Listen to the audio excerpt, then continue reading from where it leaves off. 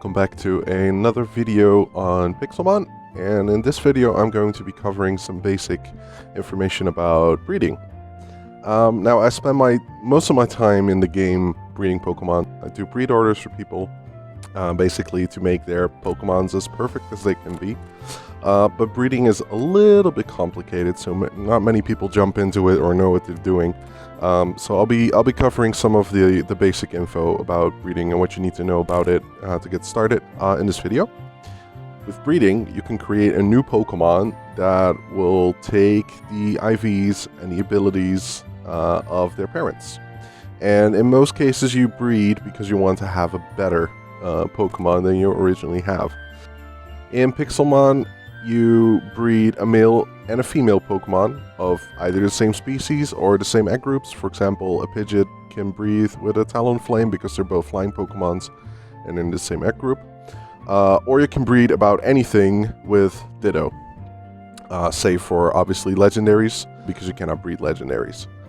The new offspring will always be the species of the female Pokemon. So in the example of Pidgeot being female and Talonflame being male, the new Pokemon, the new offspring, will be a Pidgey. Or if you are breeding with a Ditto, it will always be the species of what the other Pokemon is, because you cannot breed new Dittos with more Dittos. Although there is a very small chance in Pixelmod, but that is not something that happens in the mainline games. There's a very small chance, obviously, to get a Ditto from two Dittos breeding each other, but that's a random chance. Can be any Pokemon, including Ultra Beasts, but not legendaries. So how do you get started with breeding, and how does it work? You have to have access to either daycares or you buy ranches. You can buy ranches from the spawn at the daycare vendor. And you can use those to place them in your base. And once you've done that, you get a 9x9 platform starting off. In that spot, you can place likable blocks that your Pokemon need to, get themselves sorted into getting into the mood. For example, if you are going to breed two fire Pokemon, you want to have something that suits the environment of fire Pokemon. So lava, fire, netherrack, that kind of thing. Same goes for water Pokemons, water stone blocks, beach from, sand from the beaches, water, that kind of thing. In the video description, there's a link to the Pixelmod breeding article. It has all the blocks right there, what your Pokemon's types like. So if you're going to set up the ranches, please refer to that page so you know exactly what blocks to put in. As for the daycare, you don't need to have to, but you have to pay a little fee for it. And in there, the Pokemon will just start breeding. The daycare is always an optimal situation, so that is the quickest way if you're not using hourglasses to get eggs. In the ranches it can vary, and that depends on the environment that you build. So if you build an environment that they like a lot, they will breed at the same speed as the daycare. Whereas, if you breed two different Pokemon from the same egg group and they're not the same types, it might take longer because, Talonflame, for example, is also a fire Pokemon, whereas Pidgeot is normal and flying. So if you put down only flying blocks in your environment, they will only like it so much because they have nothing they like in normal type or fire type. It increases the time that you will get a new egg. So either you have to upgrade your ranches with ranch upgrades, so you get a bigger platform to put more blocks in that they like, and you can vary the types, or you just put them in the daycare to be sure it's fastest. I generally only use small ranches, because I tend to breed very quickly, and I try to use my ranches only for same type Pokemons, and I use my daycare for different types Pokemon. Alright, so why do you even have to breed a new Pokemon? It can be various reasons. Maybe you just want to play competitively, or you're looking for a specific build, or whatever. With breeding, you can pass down various things. The main important ones are ability, nature, and IVs, and in some cases egg moves. With egg moves, I mean moves that the new offspring normally would not learn with leveling or with a move tutor or with TMs. A good example of this is Farfetch'd, Galarian Farfetch'd.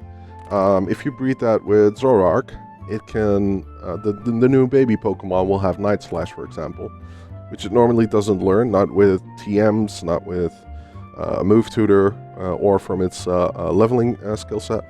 So that is the only way to get new moves into a Pokemon that it previously did not have that move. Ability passing is also a thing. Some Pokemon have 2 abilities, and in that way, maybe you have a different Pokemon that has the better ability that you want to have in your new Pokemon. For example, Sizzlipede has White Smoke ability and Flash Fire. Maybe you want to have a Flash Fire or the other one. If you use a female Pokemon, it will have a 60% chance of the new Pokemon having that ability, whereas the males only have a 20% chance of passing on their ability. And the same goes for hidden abilities. So if you're breeding a male and female Pokemon that are the same species, and only the male has the hidden ability, the chances are only 20% that your new Pokemon will have the hidden ability. If you switch that one to the female, if the female is the one with the hidden ability and the male doesn't have it, you have 60%. And if both of them have the hidden ability, you have, well, literally 80% chance of passing on the hidden ability to the new offspring. So that for abilities. The other thing that's very important, especially in competitive play, is the nature of the Pokemon, because it increases their stats for it increases stats that they need for their battle capabilities. So, for example, I used Farfetch'd earlier. The new Galarian Farfetch'd is a attack-based Pokemon. So for example, I have 2 Pokemon that are not in the same egg group. I have a female Farfetch'd, and I have a male from a different egg group with the Adamant nature. Adamant increases attack stats, while it decreases special attack stats, which it doesn't use. So that way, your new Farfetch'd will, if you use an Everstone and you let the Pokemon with the right nature hold it, it will pass on to the baby Pokemon. So in the case of Farfetch'd, if your female Pokemon, your female Farfetch'd doesn't have Adamant, and your new one does, and you give the male one the Everstone, it will pass down the nature, and it will pass down into a new Farfetch'd. Before I go into IVs breeding, because that is a little bit complicated to explain, the other one thing that I want to note about breeding is that this is one of the ways to get shiny Pokemons, and to increase that chance, you will need to have a shiny charm, which you get from completing Pokedex. And you need to have 2 Pokemons with a different original trainer, at least in Pixelmod. In the main games, it can be different. It has to be different regions, like European Pokemon and Asian Pokemon. But in Pixelmod, it's different trainers, different OT trainers. I've included like the whole calculations behind it. I've posted a link in the video description about the so-called Masuda method, which is the mainlines game method of having an increased chance for shinies. The same thing applies to Pixelmon. You just have to make sure that you have 2 Pokemons from 2 different trainers. One can be yours, the other one has to be from another one. You'll have an increased chance of getting a shiny. So IV passing, how does that work? So if you breed a Pokemon, the new Pokemon will take 3 IVs from their parents and 3 random IVs for the remaining total 6, right? So that is if you breed without any items. Now, if you give one of the parents the Everstone, you can pass the nature. If you give one of the parents a so-called Destiny Nod, The new baby Pokemon will have 5 IVs from both of the parents, their stats. So the Destiny Knot basically has 12 stats, 6 times 2, 12 stats to pick new IVs from for the offspring, for the baby Pokemon. So if you're breeding with 2 Pokemon that are 100%, the chances of your new baby Pokemon at least having 5 perfect IVs is 100%. The 6th one is always random if you use a Destiny Knot. So if you're breeding for Battle Perfect Pokemon, let's use Farfetch'd again for example. If you need one with a flaw in special attack, because it doesn't use it, if you use 200% Farfetch'd, the chances of your new baby Pokemon being Battle Perfect is 1 in 6, because you have 6 IVs to pick from. So how do you even get better Pokemons with this method?